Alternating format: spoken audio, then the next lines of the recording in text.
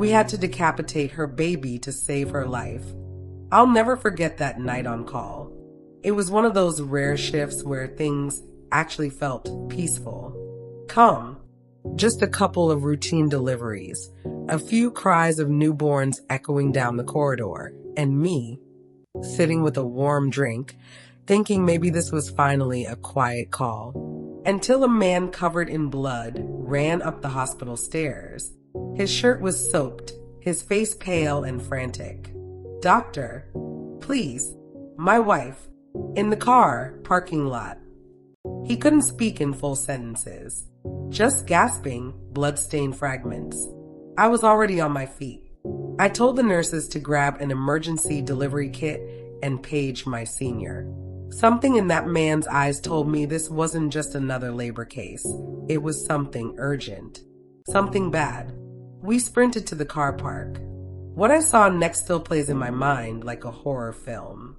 In the back seat of a dusty sedan, slumped over and almost lifeless, was a young woman. Blood pooled beneath her, soaking into the car seat, her clothes, her mother's lap. Her mother was cradling her, whispering, shaking. The woman couldn't speak. Her eyes fluttered open, but there was no strength in them. She was slipping. I reached for gloves and did a quick assessment. She was in deep hypovolemic shock. Pale, cold, barely responsive. I asked her mother what had happened. Tears were already flowing as she explained.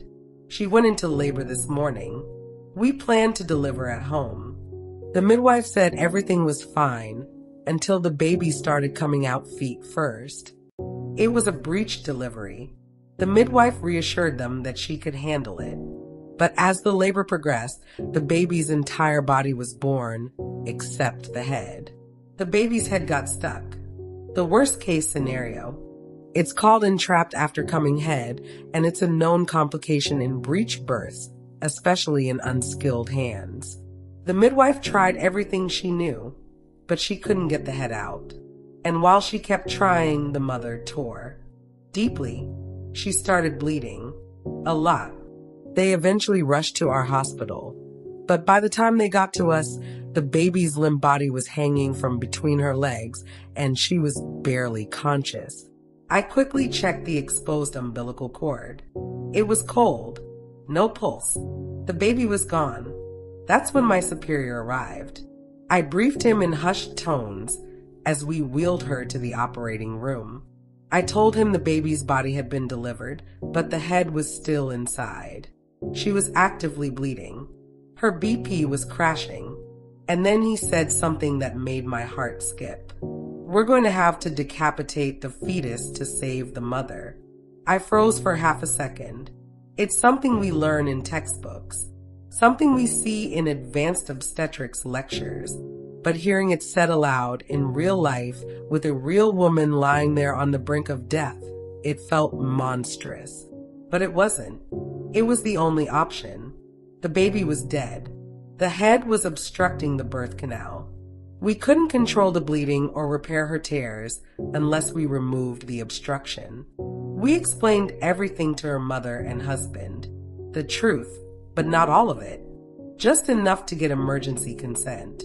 Then we scrubbed in. The procedure was difficult, brutal.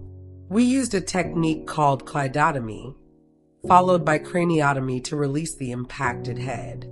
Step by step, with as much care as we could, we worked through the horror to bring the mother back to life.